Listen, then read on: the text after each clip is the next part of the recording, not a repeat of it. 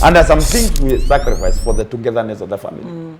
There are things we risk, and we take those risks because we know the benefits that will come. So there are things also we cannot risk. So there are some people who choose, you are here, an NGO has hired you, Southern Sudan, and you leave your family in Kenya, and they promise you, we are going to organize how you are going to go together, and then you go, the salary is good, it's promised. When you go there, nothing works. And this family, marriage you have worked for 10 years, it just collapses. Your children becomes like orphans. So there are things you have to agree in what you are making. In fact, there's still a crisis, because in the times that you are living in, you all meet in the evening. The wife has enrolled to a certain institution to further her studies. The husband the same. The children are in school. There was no discussion. Now every time it's school fees, school fees, school fees. Yeah, some decision means timely. Yeah. You need to time when you are supposed to do it.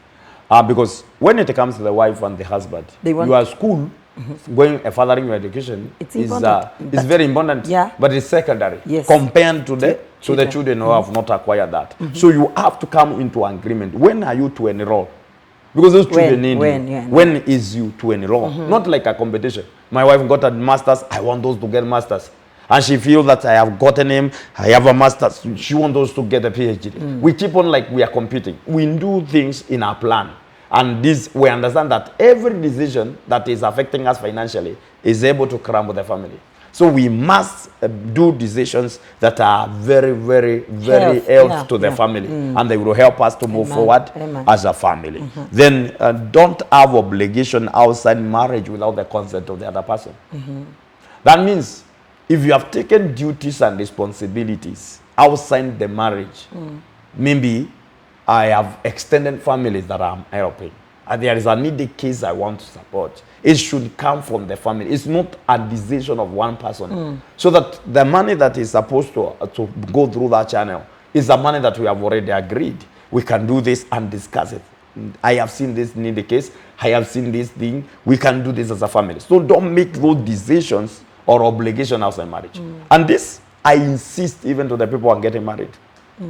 When you marry a woman who has a loan, you have inherited the loan because you have to pay. When you marry a woman who has obligations outside, maybe you are educating a brother, you are educating a sister, you have this project you are doing for the parent, you also inherit that project. So it is good for you to be open to one another. We discuss these things even before marriage, so that this person knows I'm going to inherit a loan. So don't allow surprises. Some surprises are not good in a relationship. That you surprise, darling, you know what I receive in my pay? I just get 1,800 out of 78,000 that I'm supposed to have. What happened? I committed myself in this. This is a surprise. This man will not take that surprise nicely. So it is not good. Or the wife, the same. We don't have anything to do this. So discuss it, be open with those obligations and tell each other so that you take over and you begin to know how to do it. Then maintain financial discipline. Very important. And some people do not have plan. Any money comes, anything comes, they don't have plan.